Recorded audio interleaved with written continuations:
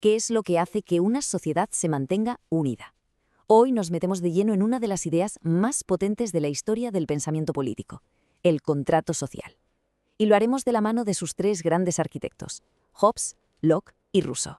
Y es que todo, absolutamente todo, arranca con una pregunta que ha traído de cabeza a los filósofos durante siglos. ¿Somos buenos o malos por naturaleza? La respuesta que se dé a esta pregunta, como vamos a ver, lo cambia todo. Para entender bien todo este tema, vamos a seguir una hoja de ruta muy clara. Primero nos plantearemos el dilema original. Después vamos a hacer un ejercicio de imaginación. ¿Cómo era la vida antes de los gobiernos? Luego veremos el gran acuerdo que lo cambió todo. Y cómo de ahí salieron tres modelos de sociedad radicalmente distintos. Y para terminar, conectaremos todo esto con el presente, para que veamos por qué sigue siendo tan importante hoy en día.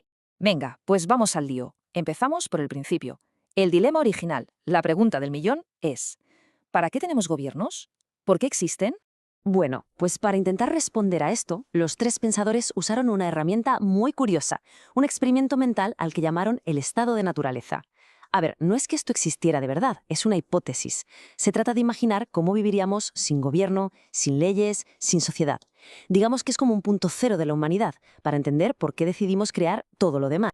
Y es justo aquí donde la cosa se pone interesante, porque sus caminos se separan, pero de forma radical. Pasamos a la segunda parte, la vida antes del gobierno. Vamos a ver tres visiones que no podrían ser más diferentes de cómo era ese estado natural. Para Thomas Hobbes, el panorama era desolador. Él lo describió como una guerra de todos contra todos. La vida, en sus famosísimas palabras, era solitaria, pobre, desagradable, brutal y corta. O sea, un estado de miedo constante, de egoísmo puro y de competencia violenta por sobrevivir. John Locke, en cambio, era muchísimo más optimista. La noche y el día, vamos. Él veía un estado de paz, buena voluntad, asistencia mutua y conservación. Creía que las personas, por naturaleza, se guiaban por la razón y ya tenían derechos naturales, incluso sin que existiera un gobierno. Y luego llega Jean-Jacques Rousseau y nos pinta un cuadro casi idílico con su idea del buen salvaje.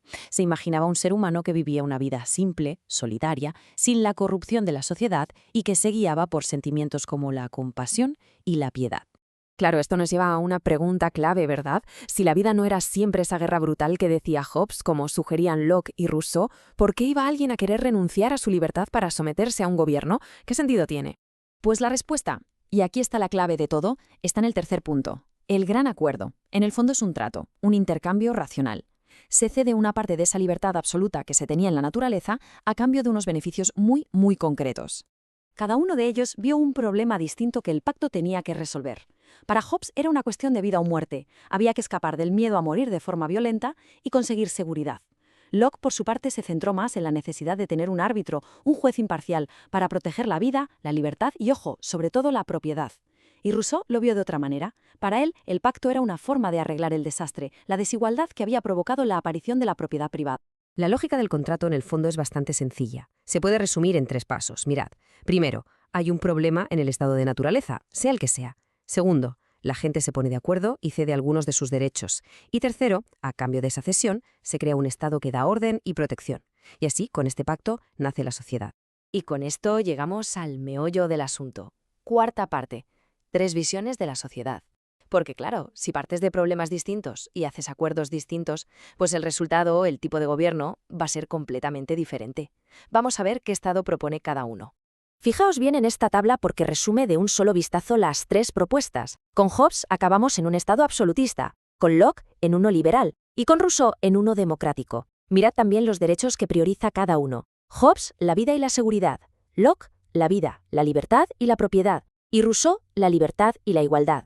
Un punto clave, la división de poderes. Para Locke y Rousseau es fundamental, para Hobbes ni hablar. Y ojo a esto, el derecho a resistirse. Locke dice que sí, que es una garantía contra la tiranía. Hobbes y Rousseau, por razones diferentes, dicen que no. Ahora vamos a desgranar cada modelo. El resultado de Hobbes es el Leviatán. Y el nombre no es casualidad, ¿eh? Hablamos de un poder absoluto, total, irrevocable. Para Hobbes, su única función es dominar las pasiones humanas, que él veía como destructivas. El Estado impone la paz usando el miedo y la fuerza. Es un poder total porque, según él, la única alternativa es el caos, la guerra de todos contra todos. La sumisión total es el precio que hay que pagar por la seguridad. La visión de Locke es, pues, justo la contraria, es la antítesis. Su gobierno es limitado, y esto es fundamental. Primero, tiene que contar con el consentimiento de la gente. Segundo, los poderes tienen que estar divididos para que nadie abuse. Su objetivo no es controlar, sino proteger los derechos de las personas. Y aquí viene el punto más revolucionario. Si el gobierno se pasa de la raya y se convierte en una tiranía, la gente tiene derecho a rebelarse. Esta es, ni más ni menos, la base de la democracia liberal moderna. ¿Y Russo? Bueno, Russo nos trae una idea que es fascinante, pero también algo más compleja. La voluntad general. Ojo, no hay que confundirla con la voluntad de todos, que sería simplemente la suma de lo que cada uno quiere para sí mismo. No. La voluntad general es la voluntad del pueblo como un todo, que siempre busca el bien común. Según Rousseau, cuando obedecemos las leyes que nacen de esta voluntad general, en realidad nos obedecemos a nosotros mismos, como parte de la comunidad. Y ahí, dice él, está la verdadera libertad. Este concepto es la base de su defensa de una democracia directa. Vale, todo esto está muy bien, son ideas de hace siglos, pero ¿y a nosotros qué? ¿Por qué nos debería importar hoy en día? Pues entramos en la última sección para ver, precisamente, por qué todo esto sigue siendo tan importante. Pues la respuesta es que importa, y mucho. Porque estas ideas no se quedaron en los libros de filosofía, fueron, literalmente, los planos sobre los que se construyeron las revoluciones democráticas modernas y las constituciones de medio mundo, desde la de Estados Unidos hasta la francesa. Pensadlo un momento. Muchas de las ideas que hoy nos parecen obvias, en política, nacieron aquí. La idea de que un gobierno solo es legítimo si la gente está de acuerdo, que el Estado está para proteger los derechos de las personas, no al revés, que el poder tiene que tener límites, que debe estar dividido, y sobre todo, la idea de la soberanía popular, que el poder al final lo tiene el pueblo. El ADN de nuestras democracias está aquí. Y no creáis que esto es solo cosa del pasado. Los debates que tenemos hoy mismo en la calle son, en el fondo, versiones modernas de este dilema. ¿Cuánta privacidad se sacrifica por más seguridad? ¿Hasta dónde puede llegar el Estado en una crisis sanitaria? ¿Dónde acaba la libertad individual y empieza el bien común? Son ecos de la misma negociación fundamental. Y todo esto nos deja con una última pregunta, una que resume la tensión central de toda esta teoría: ¿libertad o seguridad? ¿Qué valoramos más hoy en día como sociedad? Es la gran pregunta que al final cada generación tiene que volver a responder.